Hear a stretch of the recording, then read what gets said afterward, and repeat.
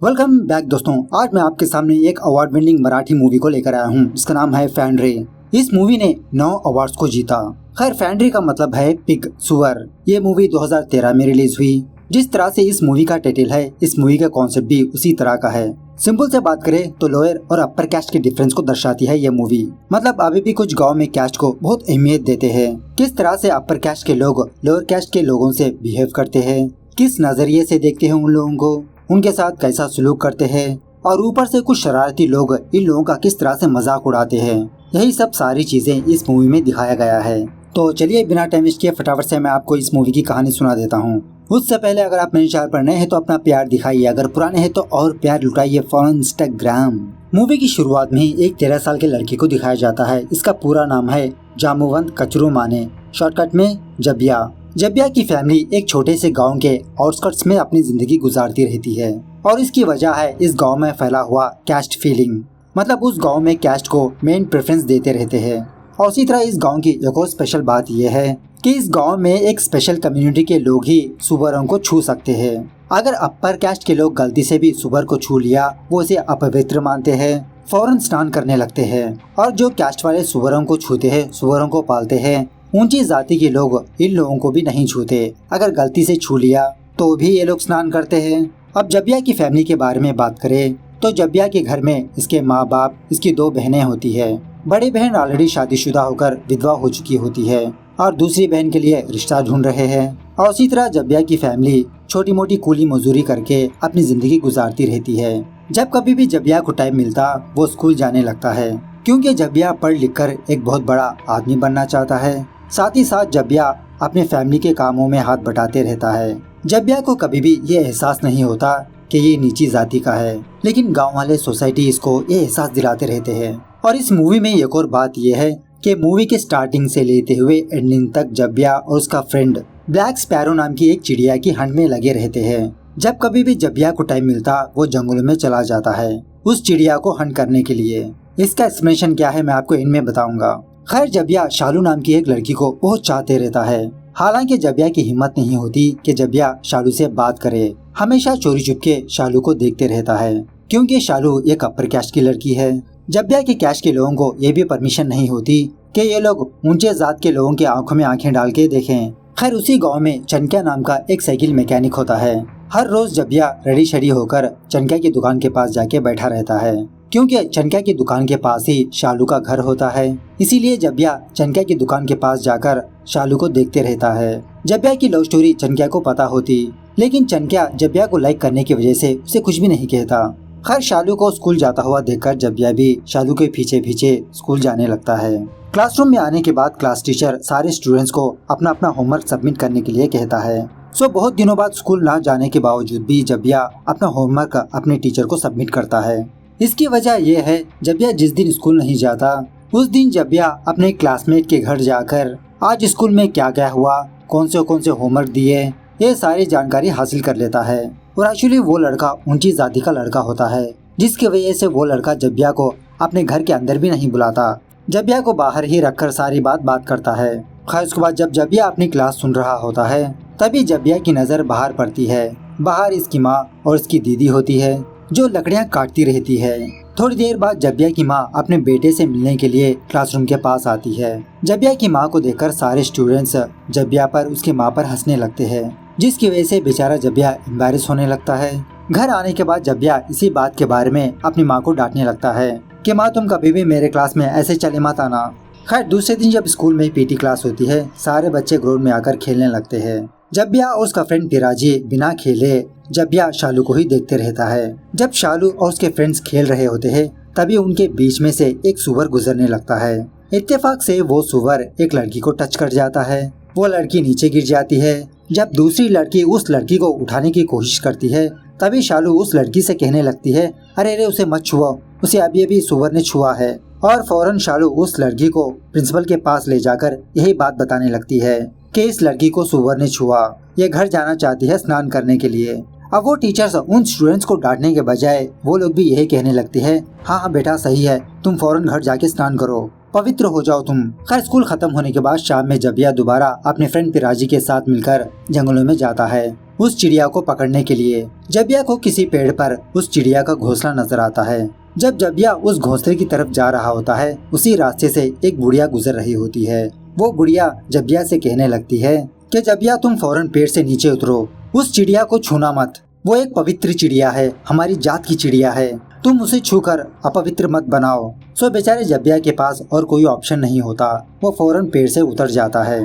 खैर दूसरे दिन जब जबिया चनका की दुकान के पास बैठा होता है, तभी बगल वाले घर से एक वाइफ और हस्बैंड जबिया को अपने पास बुलाते हैं। वो बंदा जबिया से कहने लगता है कि सुबह सवेरे एक सुअर ने इस गड्ढे में एक बच्चे को जन्म देके चली गई, फौरन इस सुअर के बच्चे को बाहर निकालो, हमको यहाँ पर काम है। ये सुनने के बाद जबिया उस बंदे की बात मानता नहीं, मना करने लगता है कि मैं सुअर के बच्चे को गड्ढे से बाहर नहीं निकालूंगा, मुझे स्कूल के लिए देर हो रही है। ऐसा कहते हुए जबिया पिराजी के साथ मिलकर स्कूल चला जाता है। थोड़ी देर बाद जबिया का फादर वहाँ पर आकर उस सुअर के बच्चे को उस गड्ढे से बाहर निकालता है। उस घर वाला बंदा जबिया के फादर से कहने लगता है कि लगता है तुम्हारे बेटे को बड़ों से कैसे बात करना चाहिए ये नहीं पता, उसे थोड़ी तमीज सिखाओ और उसी तरह अपने बेटे को ये भी समझाओ कि वो क्या क्या काम करना चाहिए। इस तरह से थोड़ा नीचा दिखाते हुए जबिया के फादर से बात करने लगता है। खैर उसके बाद जबिया के फादर ने अपनी छोटी बेटी के लिए एक रिश्ता ढूंढकर लाता है। लड़के वाले जबिया की बहन को देखने के लिए आते हैं। लड़की से थोड़ा बहुत पूछताछ करने पर लड़के वालों को लड़की बहुत पसंद आती है। लड़के वाले दहेज के तौर पर जबिया के फादर से 50,000 रुपए और 10 ग्राम सोना मांगते हैं। ये सुनने के बाद जबिया का फादर मायूस हो जाता है, हिचकिचाने लगता है, कहने लगता है कि मेरे पास इतने पैसे नहीं। फाइनली जबिया का फादर लड़के वालों से कहने लगता है कि मैं 20,000 दे सकता हूँ, उससे ज्यादा नहीं। खैर अब जबिया का फादर 20,000 देने का तो वादा किया, लेकिन इसके पास इतने भी पैसे नहीं होते। एक्चुअली बहुत दिनों से जबिया जींस पैंट खरीदने की बात करते रहता है। सो जबिया के फादर के पास जींस पैंट खरीदने के भी पैसे नहीं होते। यही सोच में लग जाता है कि ये 20,000 रुपए कैसे इकट्ठा करेगा। सो जबिया का फादर और कुछ एक्स्ट्रा काम करता है और इसी तरह गांव के कुछ बड़े आदमियों से पैसा मांगने लगता है। इस तरह से धीरे धीरे जबिया का फादर पैसे इकट्ठा करने लगता है।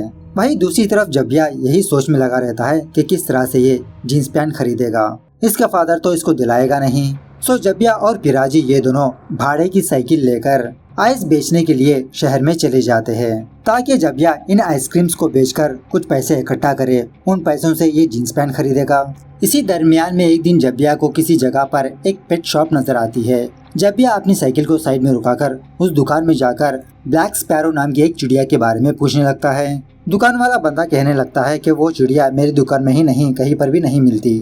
तभी एक ट्रक वाला बंदा अपनी गाड़ी को पीछे लाने के प्रोसेस में जबिया की साइकिल को कुचल देता है। बेचारे की साइकिल चुकनाचूर हो जाती है और इसी तरह सारे के सारे आइसक्रीम्स वेस्ट हो जाते हैं। साइकिल की ये हालत देखकर बेचारा जबिया बहुत रोने लगता है, क्योंकि अभी तक जबिया को इन आइसक्रीमों से कुछ भी फायदा नहीं हुआ। ऊपर से ये साइकिल भाड़े की है, जो कुछ भी कमाया अब ये सारे पैसे इस साइकिल को रेडी करने में लग जाएंगे। खैर जबिया और पिराजी ये दोनों किसी भी तरह करके उस टूटे हुए साइकिल को अपने गांव ले जाते हैं। एक्चुअली जबिया इस साइकिल को चनका की दुकान से ही लिया होता है। टूटी हुई साइकिल को चनका की दुकान के पास लाकर रोने लगता है कि जो कुछ भी कमाया अब ये सारे पैसे तुमको देना होगा। लेकिन चनका जबिया को लाइक करने की वजह से इसको माफ कर देता है, कहने लगता है कि तुम मुझे कुछ भी पैसे मत दो और पहले ये रोना धोना बंद करो। तब जाके जबिया थोड़ा खुश होता है। और इसी तरह जब कभी भी जबिया चनका से मुलाकात करता है, इन दोनों के बीच किसी बात को लेकर डिस्कस होती रहती है। खैर इसी दौरान जबिया का फादर चनका की दुकान के पास आता है। जबिया को वहाँ पर देखकर जबिया का फादर इसको डांटने लगता है कि घर में इतने सारे काम पड़े हैं और तुम यहाँ पर बैठकर कैरम बोर्ड खेल रहे हो। ऐसा कहकर जबिया का फादर अपने घर ले जाता है। जबिया की फैमिली टोकरियाँ बनाने का काम भी करती है। जबिया का फादर जबिया को कुछ टोकरियाँ देकर बाजार भेजता है, इसको बेच के लाने के लिए कहता है। इस तरह से जब जबिया मार्केट में टोकरियाँ बेच रहा होता है, उसी रास्ते से शालू गुजरने लगती है। शालू को देखकर जबिया फौरन एक बड़े सी टोकरी में अपने आप को छुपा लेता है। जबिया नहीं चाहता कि शालू इसको ऐसी हालत में देखे। खैर अब जबिया की बहन की शादी होने की वजह से जबिया के फैमिली मेंबर्स शादी के काम में लगे रहते हैं। और इसी तरह आने वाले कुछ दिनों में इस गांव में एक मेला लगने वाला है, फेस्टिवल होने वाला है। अब उस मेले में शालू तो जरूर आएगी। सो जबिया अपने पुराने शर्ट को अच्छे से आयरन करके उसको रेडी शेडी करता है। उसके बाद जबिया उसी शर्ट को पहनकर पिराजी के साथ उस मेले में जाता है। थोड़ी देर बाद शालू अपने फैमिली के साथ उस मेले में आती है। जबिया शालू को फॉलो करते हुए अपनी मन ही मन ये इमेजिनेशन करने लगता है कि जबिया शालू के साथ बात कर रहा है। इसके मन में जो कुछ भी प्यार भरा है वो सारी बातें शालू से शेयर करते रहता है। थोड़ी देर बाद जबिया का फादर जबिया के पास आकर इसके साथ कपड़ों की दुकान आने के लिए कहता है। जबिया सोचने लगता है कि इसका फादर इसको जींस पैंट दिलाएगा, लेकिन कपड़ों की दुकान में जाने के बाद जबिया का फादर जबिया के लिए एक शर्ट सेलेक्ट करता है और उसी तरह वो दुकान वाला बंदा जबिया उसके फादर को बाहर ही खड़े रहकर उनके लिए कपड़े फेंकता है, मतलब उन दोनों को अपने शॉप में आने नहीं देता। खैर थोड़ी देर बाद गांव के लोग डांस वगैरह करते हुए जश्न मनाने लगते हैं। जबिया भी वो नया शर्ट पहनकर गांव वालों के साथ डांस करने लगता है। जश्न मनाते मनाते रात हो जाती है। जब जबिया डांस कर रहा होता है, शालू एक झलक से जबिया को देखती है। ये देखकर जबिया और खुश होता है और झूमने नाचने लगता है। तभी उस सेलिब्रेशन के दौरान एक सुअर उस भीड़ में से गुजरने लगता है। इस सुअर की वजह से वहाँ के सारे लोग डिस्टर्ब हो जाते हैं। गांव का बड़ा ये सोचने लगता है कि इस गांव में बहुत सारे सुअर हो चुके हैं। वो बंदा फौरन अपने घर जाकर स्नान करके प्यूरिफाई हो जाता है। स्नान करने के बाद फटाफट से जबिया के फादर को बुलाकर कहने लगता है कि गांव में सुअर बहुत बढ़ चुके हैं, तुम जितना भी पैसा ले लो फौरन उस सुअर को पकड़ के गांव से बाहर कर दो, दोबारा वो सुअर मुझे नजर नहीं आना चाहिए। अब जबिया के फादर को ऑलरेडी पैसों की जरूरत होती है, सो इस काम के लिए राजी हो जाता है। खैर दूसरे दिन जबिया को फाइनली वो ब्लैक स्पैरो मिल जाती है। जबिया उस चिड़िया को मार के आग में जला देता है। जब वो चिड़िया जल के राख हो जाती है, जबिया उस राख को ले जाकर शालू के ऊपर छिड़क देता है। जब जबिया ऐसा करना ही था, शालू की नजर जबिया पर पड़ती है। झटके से जबिया से अट्रैक्ट हो जाती है। शालू के अंदर भी जबिया के लिए प्यार जाग जाता है। इस तरह से जबिया का सपना पूरा होता है, लेकिन बाद में पता चलता है कि यह सब जबिया का एक स्वीट ड्रीम था। जबिया का फादर जबिया को अपनी फैमिली को नींद से जगाकर उस सुअर को पकड़ने के लिए चला जाता है। इधर उधर सर्च करने पर जबिया के फादर को ये बात पता चलती है कि वो सुअर जबिया के स्कूल के करीब ही छुपा है। जबिया के फैमिली मेंबर्स उस सुअर को पकड़ने के लिए दौड़ लगाते हैं। इसी भागम भागे में जबिया ये देखता है कि शालू अपने स्कूल जा रही है। शालू को देखते ही जबिया फौरन एक पत्थर के पीछे छुप जाता है। अगर शालू ने इसको ऐसी हालत में देख लिया तो इसकी इज्जत तो मिट्टी में मिल गई। दूसरी तरफ जबिया का फादर भागते हुए जबिया को बुलाने लगता है, अरे जबिया कहाँ मर गए, फौरन इधर आओ, उस तरफ का रास्ता ब्लॉक करो। शालू जाने के बाद जबिया अपने पापा के पास आता है। दूसरी तरफ स्कूल के कुछ लड़के ये नजारा देखते रहते हैं। वो स्टूडेंट्स जबिया की फैमिली को देखकर हंसने लगते हैं। खैर थोड़ी देर चेजिंग करने के बाद जबिया और उसका फादर उस सुअर का रास्ता ब्लॉक कर देते हैं और जब ये दोनों उस सुअर को पकड़ने ही वाले होते हैं तभी स्कूल में नेशनल एंथम शुरू होता है। नेशनल एंथम शुरू होते ही जबिया का फादर जबिया सारे लोग ऐसे ही खड़े रहते हैं, कोई भी अपनी जगह से नहीं हिलता। सो वो सुअर इन सारे लोगों के नजरों के सामने से ही स्कूल में जाने लगता है। खैर नेशनल एंथम खत्म होने के बाद जबिया का फादर दोबारा दौड़ लगाता है उस सुअर को पकड़ने के लिए।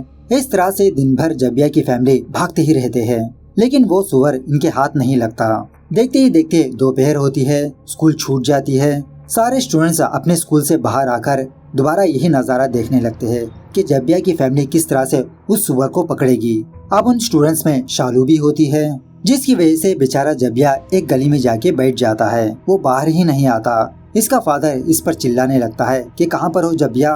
तभी उस गली में जबिया को वो चिड़िया नजर आती है। जबिया धीरे धीरे अपने हाथ में पत्थर लेकर जब उस चिड़िया को मारने ही वाला होता है तभी इसके सामने से वो सुअर गुजरता है। उस सुअर के पीछे पीछे जबिया का फादर भी आता है। जबिया को यहाँ पर बैठा हुआ देखकर जबिया का फादर जबिया को बहुत मारने पीटने लगता है, उसको गालियाँ देने लगता है कि मैं यहाँ पर कितनी मेहनत कर रहा हूँ और तुम यहाँ पर चुपचाप बैठे हो, तुम्हारे नजरों के सामने ही वो सुअर गुजरा, क्या कर रहे थे तुम। ऐसा मार पीट कर जबिया को उस गली से बाहर लाता है। जबिया को पिटता हुआ देखकर सारे स्टूडेंट्स जबिया पर हंसने लगते हैं, इवन शालू भी।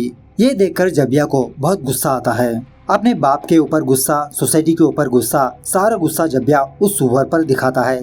फाइनली जबिया उस सुअर को पकड़ लेता है, बहुत ही बेरहमी से उसको खींचते हुए उसके हाथ पैर बांधने लगता है और इसी तरह बेचारा जबिया अपना सर भी छुपाने लगता है। लेकिन अब क्या फायदा। खैर जब जबिया और उसकी बहन उस सुअर को लेकर जा रहे होते हैं, उस गांव के कुछ शरारती लड़के जबिया की बहन को टीज करने लगते हैं, रैगिंग करने लगते हैं। अब जबिया ऑलरेडी इस सोसाइटी के ऊपर गुस्सा होता है। जबिया फौरन उस सुअर को नीचे फेंककर अपने हाथ में पत्थर लेकर उन गाँव वाले लड़कों को मारने लगता है। जबिया सोच लेता है कि अब चुपचाप रहने से कुछ भी फायदा नहीं, जब तक हम लोग दबे रहेंगे ये लोग हमको दबाते रहेंगे। अब ऐसे लोगों को मुंह तोड़ जवाब देना ही सही होगा। इस तरह से उन सारे लोगों पर पत्थर फिरकाने लगता है। इस तरह से ये मूवी यहाँ पर दी एंड होती है। खैर अब यहाँ पर सवाल ये पैदा होता है कि जबिया उस ब्लैक स्पैरो को क्यों पकड़ना चाहता है। अगर आपने गौर किया होगा तो जबिया एक ख्वाब देखा कि जबिया को वो ब्लैक स्पैरो मिल गया, उसको जला दिया, उसके एशेस लेकर वो शालू के ऊपर छिड़क दिया, क्योंकि जबिया ये मानता था कि अगर उस चिड़िया के एशेस किसी बंदे पर या बंदी पर फेंक दिया जाए तो वो बंदी हमसे अट्रैक्ट हो जाएगी, हमसे प्यार करने लगेगी, सम काइंड ऑफ वशीकरण, हिप्नोटाइज टाइप। और जबिया ने ये बात साइकिल मैकेनिक चनक्या से सुना होता है, इसीलिए मूवी के दरमियान जबिया और चनक्या के बीच यही बात होती रहती है। जबिया चनक्या से पूछते रहता है क्या सच में ऐसा हो सकता है, अगर ऐसा करे शालू मुझसे प्यार करने लगेगी। इसीलिए होल मूवी में जबिया उसी चिड़िया की तलाश में लगा रहता है, लेकिन एंड तक भी जबिया को वो चिड़िया नहीं मिलती। तो कैसी लगी ये सिंपल सी मूवी, कमेंट करके बताना जरूर। मिलते हैं अगली वीडियो में, तब तक take care, bye bye, see you soon.